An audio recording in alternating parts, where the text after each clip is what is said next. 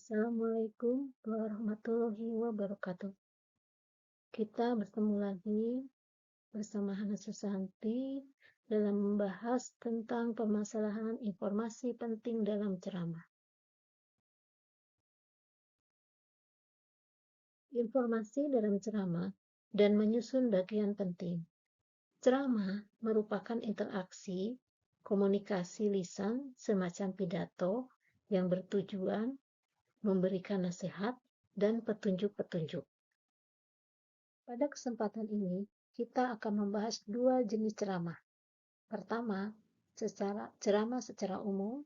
Kedua, ceramah secara khusus. Mari kita bahas satu persatu. Pertama yang akan kita bahas itu adalah ceramah umum. Ceramah umum bertujuan memberikan nasihat kepada masyarakat secara luas. Pada ceramah umum ini, kita tidak melihat kalangan mana yang akan mendengarkan ceramah. Boleh tua, boleh muda, boleh pelajar, pekerja, dan lain-lain. Dua, ceramah khusus. Ceramah khusus ini bertujuan memberikan nasihat kepada halayak tertentu dan bersifat khusus. Ada batas-batas tertentu.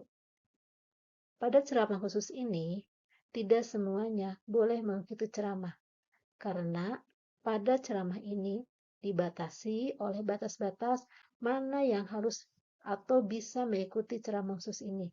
Contohnya, misalnya dalam ceramah khusus ini hanya diperuntukkan oleh remaja SMA dan tidak diikuti oleh selain SMA.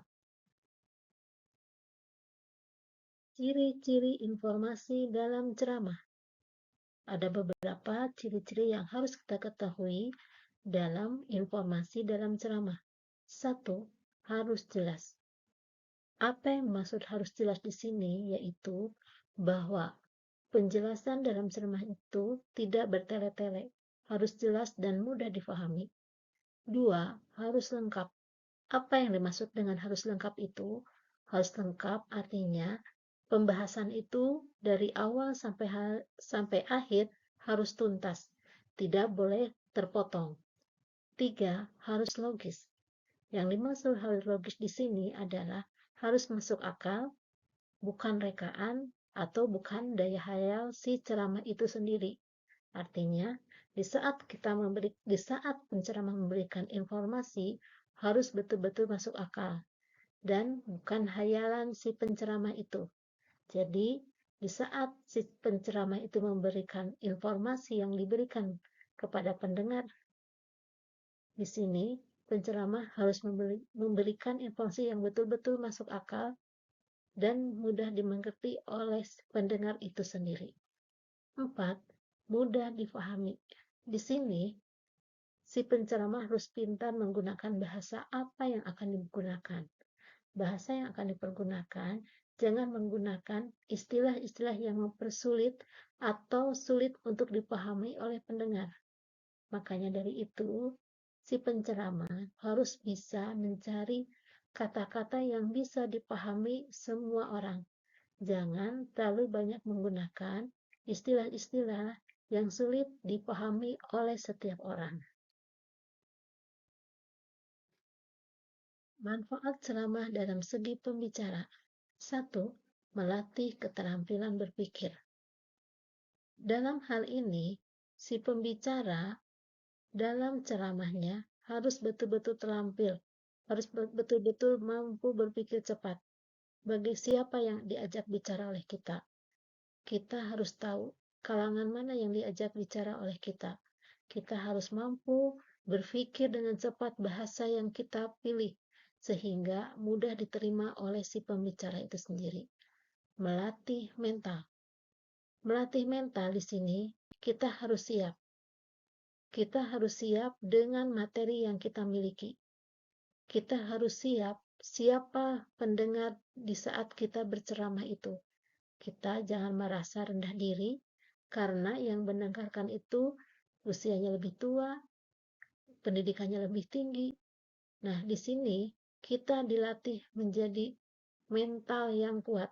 Artinya, siapapun yang mendengarkan, kita tetap sebagai penceramah yang handal. 3. meningkatkan kemampuan berbicara. Di sini, faktor utama yang sangat kita butuhkan itu adalah berbicara. Di saat kita berbicara di depan umum, kita harus menjelaskan sejelas-jelasnya. Kita harus bisa mengolah bahasa sehingga orang paham apa yang kita maksud. Nah, inilah pentingnya berbicara pada ceramah dalam segi pembicara ini. Manfaat ceramah bagi pendengar. Dari segi pendengar, yaitu memberi wawasan luas berkaitan dengan informasi yang disampaikan oleh pembicara dan memberi gambaran kepada pendengar mengenai luasnya suatu persoalan serta jalan keluarnya. Di sini, pendengar akan mempunyai wawasan yang lumayan luas, karena bisa saja sesuatu yang tidak dapat sebelumnya kita akan mendapatkan pada kesempatan di saat kita mendengarkan ceramah.